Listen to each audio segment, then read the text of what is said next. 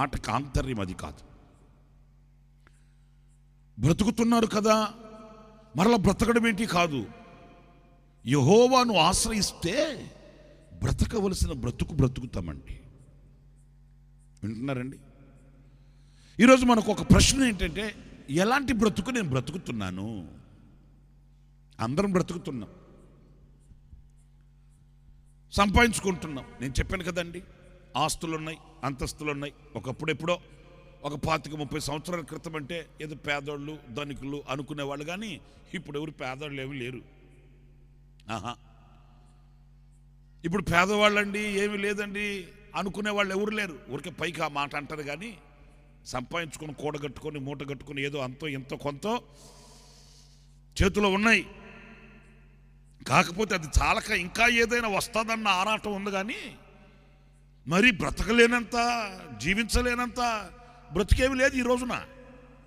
అప్పుడెప్పుడో ఒక 30-40 సంవత్సరాల క్రితం పూటకి తెచ్చుకునేవాళ్ళు, ఆ పూట గడుపుకునేవాళ్ళు అనేది గతంలో ఎప్పుడో.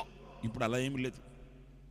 ఇప్పుడు భిక్షాటన చేసుకునే సహోదరుడు కూడా మనం 10 రూపాయలు ఇస్తే మనల్ని ఎగాదిగా చూస్తున్నాడు.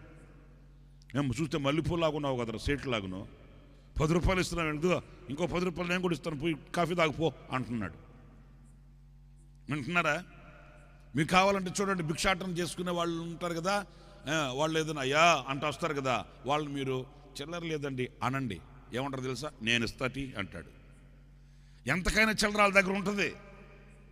మరి అంత ఉంది కదా, మరలా ఎందుకు అడుగుతున్నాడు అంటే ఇంకేమన్నా వస్తుందేమోనని, అంతేగాని లేకేం కాదు.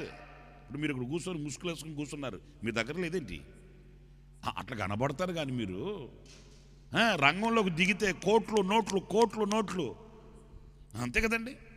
రంగంలోకి దిగారనుకో, ఎవరన్నా రంగంలోకి దిగిన తర్వాత ఏదైనా కొట్లాట వచ్చిందనుకో, అప్పుడు ఏమంటారు, ఏంటిది దేంట్లో తక్కువ, నేను దేంట్లో తక్కువ ఏంటి అంటారు. మరలా ఇప్పుడే ముసుగులు వేసుకుని ఏమి లేని వాళ్ళ కూర్చున్నారు.